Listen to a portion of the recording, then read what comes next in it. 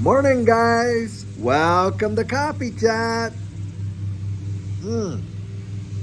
Guys, I can't tell you just what an amazing morning it truly is. And we're not just talking weather, are we? I'm telling you what.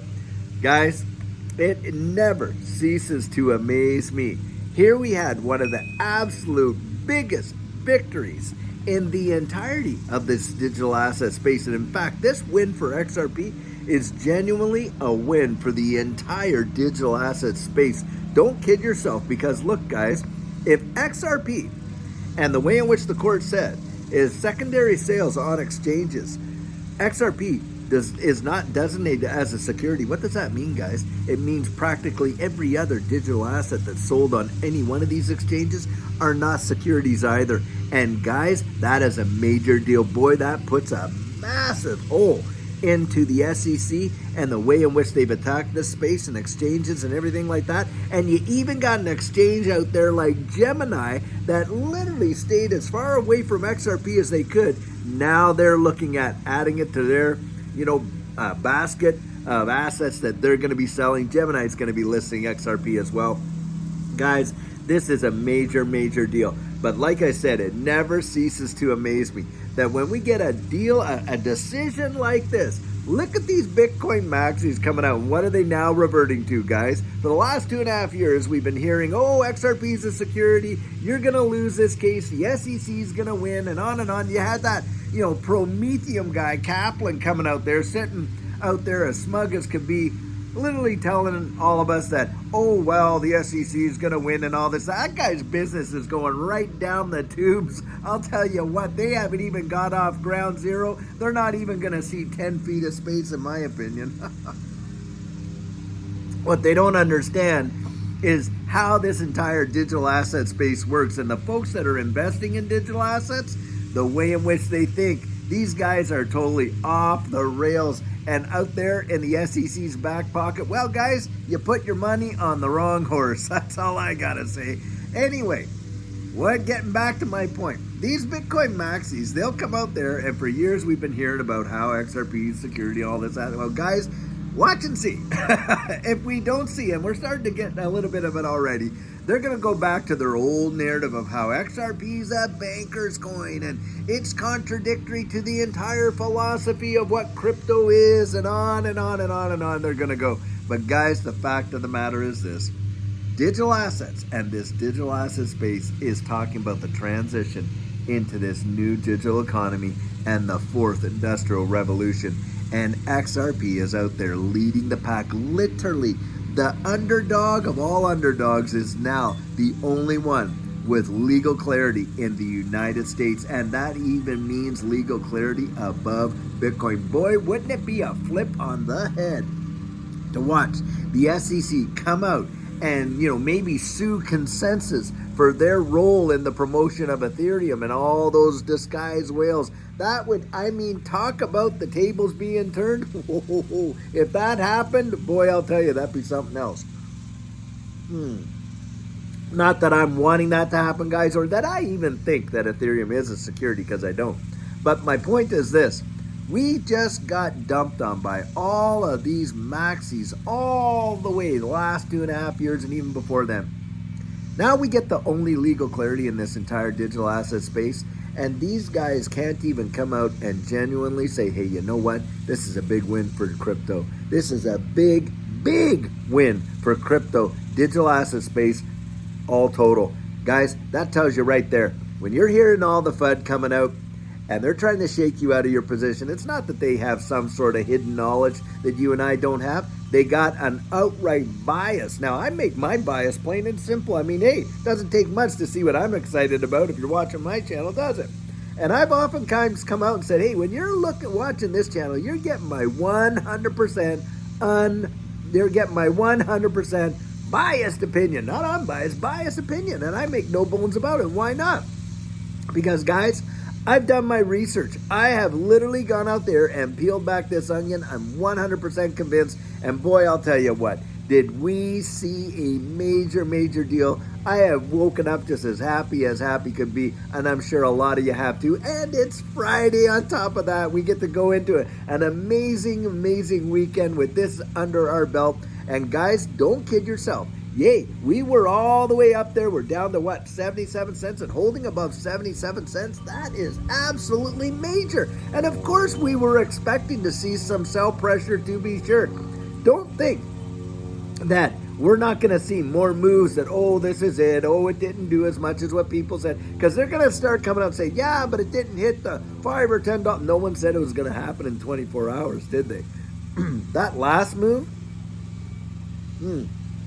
there in December of 2020, when the SEC actually did sue Ripple, and the price of XRP dropped down to that 17.48 cents. It was only 4 months later that we saw more than a 10x. In fact, we saw an 1,100% return. Well, you get an 1,100% return out of where we started from at that roughly around that 48 to 50 cents range. Well, guys, you're talking about almost a $6 XRP, and that could happen in months. And I think it might even do way better than that. And a lot of TA guys are out there saying it could as well. Who knows? Maybe by the end of the year, we could see a $10 XRP. Don't kid yourself.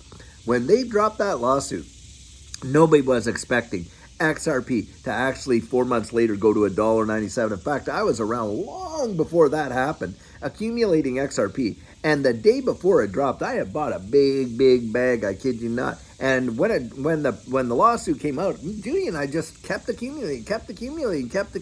Why? Because I knew what I was holding. I was believing in the ecosystem. It wasn't all just about price. But I'll tell you what, a lot of folks never expected to see it go to $1.97 with an SEC lawsuit on it, and being delisted from practically every U.S. exchange. And think of this too, guys. How many people weren't even prepared for the fact of the relistings? In less than 24 hours, you got Kraken, you got Coinbase, you got KuCoin, you got all these various exchanges around the world relisting XRP in a big way. And like I said, you got Gemini now looking at adding XRP to its basket of cryptos that it's going to be offering.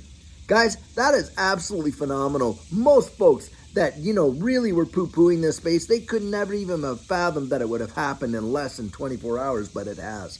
Now, guys, something else that's going to start to happen in a big way, at least in my opinion, is you're going to get a lot of these folks coming out there, oh, yeah, but they said that sales to institutions, those are securities. How are the institutions going to get invested into this space? Because, hey, the institutional sales, they're securities. Guys, let me ask you a question. Where do you think a lot of these pension funds and big-time institutions go out and invest? Hey, they invest in securities. It's not a big deal. All that has to happen is just, the paperwork needs to be filed where the institutional sales get, yes, they're registered securities, and they get to be sold as securities. Institutions are still going to be buying and using it. And furthermore, David Schwartz came out, made an absolutely fantastic point that, hey, it's only if they buy it directly from Ripple. If Ripple was to actually go and use a market maker intermediary, sell it on the open exchange, and then you saw institutions drive demand in the open exchange market and buy it off of the exchanges and OTC contracts outside of Ripple, then hey, those are not security transactions. Institutions, guys, are going to be able to put their toes into this space. It's kind of like when you're dealing with private equity.